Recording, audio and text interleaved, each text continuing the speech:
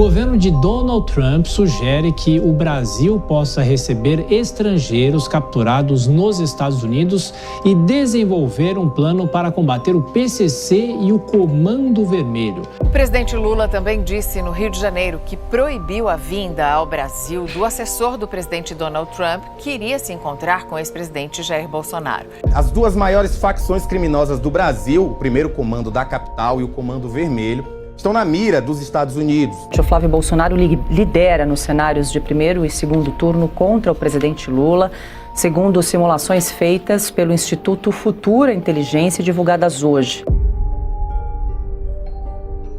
Donald Trump quer apertar o cerco contra o narcotráfico, reorganizar alianças, reduzir a influência da China no continente e jogar mais pesado com quem não quer embarcar nessa mesma linha com os Estados Unidos. Só que no meio desse tabuleiro está o Brasil. Um Brasil que, segundo o governo atual, está tentando manter uma autonomia. Um Brasil que não entrou no núcleo duro desse arranjo. E mais ainda, um Brasil que chega perto da eleição, cercado por desgaste, investigação e escândalos que pode implodir a República. Então a pergunta agora não é só diplomática, a pergunta é política. Até a eleição, o Brasil vai conseguir segurar essa pressão ou será empurrado por toda essa pressão e receberá consequências internas gigantes? Antes de continuar, já deixa o seu like, hypa o vídeo, se inscreva no canal e comenta aqui embaixo. O Brasil deve se alinhar aos Estados Unidos ou resistir à pressão externa?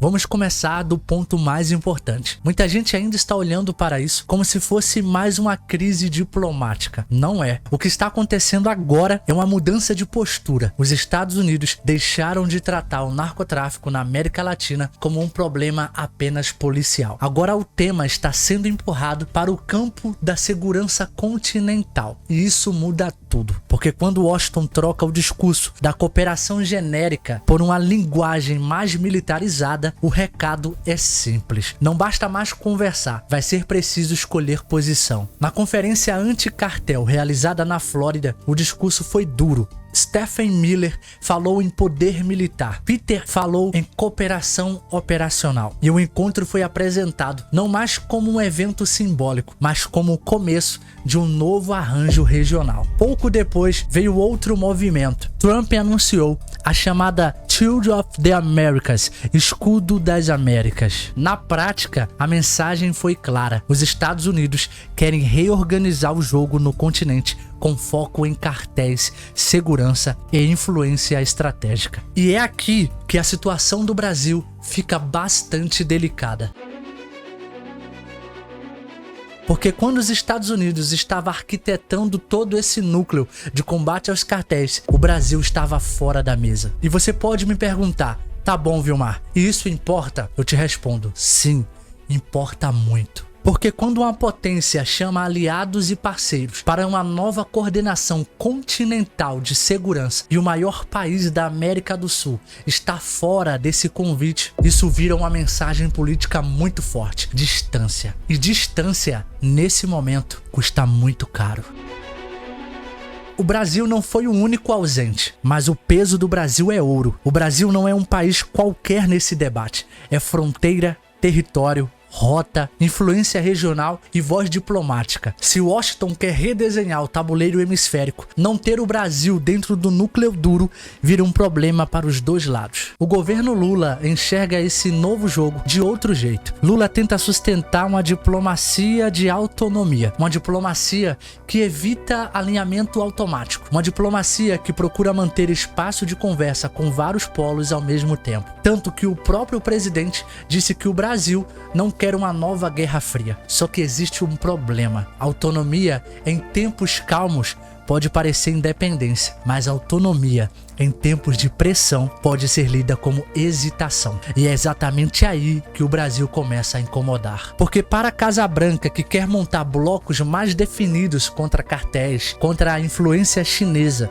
e contra governos considerados problemáticos, um país do tamanho do Brasil, tentando equilibrar todos os lados, deixa de parecer neutro, passa a parecer imprevisível. E para o adversário político interno, isso é uma grande munição. Porque a partir de agora, oposições podem dizer, tá vendo? O Brasil não se posiciona. O Brasil está em cima do muro. O Brasil está apoiando o lado errado da história. O Brasil está se isolando internacionalmente. E é aqui que a situação fica ainda mais delicada. O narcotráfico não é só um tema de segurança. Ele é argumento perfeito, porque mistura medo, fronteira, violência, soberania e urgência. Ninguém quer parecer fraco diante do crime organizado. E é justamente por isso que o assunto dá tanta força política aos Estados Unidos neste momento. Quando Washington coloca os cartéis no centro da mesa, a pressão deixa de parecer ingerência. Ela passa a parecer necessidade. É como se a narrativa fosse esta: não estamos pressionando países da região, estamos tentando salvar a região do crime organizado. Só que por trás disso existe também geopolítica, porque quem lidera a coordenação de segurança lidera a influência. Quem lidera a influência ganha espaço político, e quem ganha espaço político define o rumo do continente. Esse é o ponto mais importante até aqui. Presta atenção. O combate ao narcotráfico não é apenas combate ao narcotráfico, é também uma disputa por comando regional. E como se isso já não fosse suficiente, o tabuleiro regional ainda tem outra camada: Venezuela, Cuba e China. Esses temas começaram a aparecer de forma cada vez mais conectada quando Washington endurece a retórica contra cartéis, quando mira parceiros estratégicos de Pequim, quando trata regimes da região como peças de um jogo maior. O que está em curso deixa de ser uma pauta isolada, vira um redesenho continental. E esse redesenho pressiona o Brasil, porque o Brasil não é apenas um vizinho grande, o Brasil é uma peça central. Se os Estados Unidos quiserem reorganizar a América do Sul, mais cedo ou mais tarde vão cobrar definição de Brasília. E por isso que esse vídeo não é sobre fofoca política internacional, é sobre a possibilidade do Brasil de ser forçado a sair da zona de conforto diplomática. E aí entra um tema sensível: a relação entre Brasil e China. Eu não vou e não quero tratar isso aqui de forma fantasiosa e nem como teoria maluca, mas é óbvio que no cenário em que Washington quer reduzir a influência chinesa no hemisfério, qualquer parceria estratégica relevante do Brasil com Pequim passa a ser observada de outro jeito. Não importa se o discurso oficial brasileiro fala em comércio, investimento ou cooperação. Se o ambiente internacional já está mais tenso, qualquer vínculo desse porte do Brasil e China pode ser tratado em argumento de pressão. Traduzindo para o português claro, o Brasil quer tempo. Tempo para poder saber lidar com os Estados Unidos e China ao mesmo tempo. Em contrapartida, os Estados Unidos está pressionando cada vez mais ao Brasil, ao governo brasileiro, tomar uma posição no quesito segurança nacional e narcotráfico. Só que até aqui a gente falou de pressão de fora. Agora vem a parte mais perigosa do vídeo, porque a pressão de fora está batendo no governo, que já entra nessa reta final com ruído de dentro. O caso do INSS virou uma ferida política enorme. A investigação tratou de descontos indevidos em benefícios de aposentados e pensionistas. Houve afastamentos, houve apreensões, houve reação do governo. E esse tipo de escândalo machuca muito mais do que parece, porque não atinge só um órgão, atinge a percepção de proteção, atinge gente simples, atinge aposentado, atinge pensionista, atinge famílias inteiras. É o tipo de caso que gruda na imagem de qualquer governo, mesmo quando a apuração ainda está em andamento. O impacto político recai sobre quem está sentado no Planalto governando hoje. E esse tipo de desgaste tem um poder brutal em época de eleição, porque ele não depende de explicação sofisticada. A pessoa olha e pensa: se nem um aposentado está protegido, então o governo perdeu o controle. Mas o INSS não veio sozinho. Quase ao mesmo tempo, o caso do Banco Master explodiu com toda a força. E aqui o dano é de outra natureza. Porque o Banco Master não pesa só como escândalo financeiro, ele pesa como símbolo de desorganização, promiscuidade institucional e suspeita de corrupção em alto nível. As investigações passou a falar em fraude, em tentativa de suborno, em conexões com ex-integrantes do Banco Central, em intimidação, em movimentações para interferir no curso das apurações. E quando um caso desse tamanho entra no noticiário, ele não fica isolado, ele contamina o ambiente. Passa a sensação de que o sistema inteiro está vazando. E é aqui que nasce o clima que assombra qualquer campanha, o clima de descontrole. Agora entra outro elemento politicamente explosivo, o noticiário em torno de Lulinha, filho do então presidente Luiz Inácio Lula da Silva. Aqui, o ponto precisa ser tratado com precisão. O que existe agora é uma investigação política, disputa jurídica e guerra de narrativa. Mas em ano eleitoral, isso já basta para gerar estrago. A CPMI do INSS aprovou medidas de quebra de sigilo que atingiam nomes ligados a esse entorno. Depois, Flávio Dino suspendeu as quebras aprovadas em bloco. Do ponto de vista técnico, isso é discussão de procedimento. Do ponto de vista político, isso vira manchete. E manchete, perto da eleição, vira arma. E é exatamente aqui que o desgaste cresce. Não porque todo o fato já está concluído, mas porque isso é munição para a oposição. Se souberem usar, isso desmonta todo um governo. E há rumores que o governo Lula está desesperado com essa pauta, porque quebra de sigilo, investigação, principalmente de pessoas próximas e ligadas a ele, pode derrubá-lo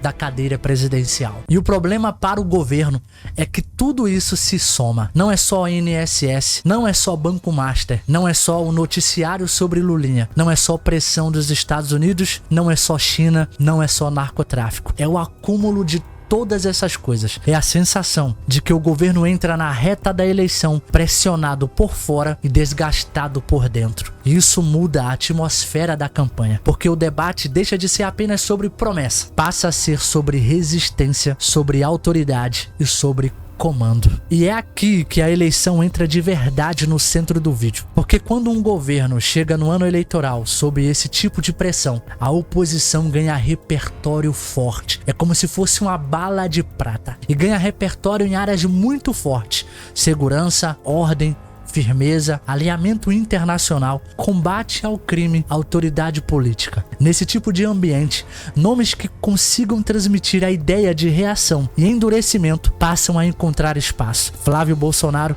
entra nesse cenário como um exemplo claro. Ele aparece competitivo nas pesquisas, fala para um eleitorado de direita consolidado e carrega uma posição mais alinhada ao campo político que enxerga a aproximação com os Estados Unidos como um ativo, não como problema. Isso não significa que a eleição já está decidida. Significa que o terreno ficou mais favorável para esse tipo de discurso. E isso é muito sério, porque antes parecia só um debate internacional. Agora começa a bater diretamente no jogo eleitoral brasileiro. E deixa eu abrir um parênteses aqui muito rápido. Se você gosta desse tipo de conteúdo, eu peço para você deixar o seu like, se inscrever no canal e hypar o vídeo. Mas eu preciso que você comente aqui embaixo se você quer mais conteúdo nesse formato. Se você chegou até agora e está gostando do conteúdo, comenta aqui a expressão Brasil versus Estados Unidos. E se quiser estudar para concurso das carreiras policiais e das Forças Armadas, aqui na descrição tem os nossos preparatórios completos para você começar a estudar. Agora a pergunta final é: o que pode acontecer até a eleição? O cenário mais provável não é uma explosão cinematográfica de uma vez. O cenário mais provável é mais inteligente e talvez mais perigoso. Pressão crescente, cobrança por alinhamento, mais debate sobre narcotráfico, mais disputa de narrativa sobre China, mais uso político de cada investigação doméstica, mais oposição explorando a imagem de fragilidade do governo e mais dificuldade para o Planalto controlar o ritmo do debate público. Ou seja, o risco maior não é um choque instantâneo, é um desgaste progressivo. Um desgaste que vai empurrando o governo para a defensiva, enquanto a oposição tenta vender a ideia de força, clareza e reação. E é por isso que esse vídeo importa, porque o que está em jogo nesse momento não é apenas uma disputa geopolítica. O que está em jogo é o futuro de um país. É uma decisão muito importante. Época de eleição onde dois polos irão combater um contra o outro em uma guerra ideológica e de narrativa. Vence quem for mais resiliente e menos rejeitado. No fim das contas, o problema do governo Lula até a eleição não é só Trump, não é só narcotráfico, não é só China, não é só Banco Master, não é só INSS, não é só o noticiário sobre Lulinha. O problema é o acúmulo de todas essas coisas. É a pressão de fora batendo no governo que já está desgastado por dentro. E quando isso acontece, a eleição deixa de ser uma simples disputa de propostas. Ela vira uma disputa de comando, de imagem, de autoridade, de quem consegue convencer um país de que tem mais condição de enfrentar o caos. Então guarda essa pergunta: o governo brasileiro vai conseguir sustentar a narrativa da sua própria autonomia até a eleição, ou essa pressão vai redesenhar o jogo político por aqui? Se esse vídeo te fez enxergar esse cenário de outro jeito, deixa o like, se inscreva no canal e comenta aqui embaixo. Essa pressão dos Estados Unidos pode influenciar a eleição no Brasil? Me fala o que é que você acha. Eu vou ler os comentários. Muito obrigado pela sua audiência e eu te vejo no próximo vídeo.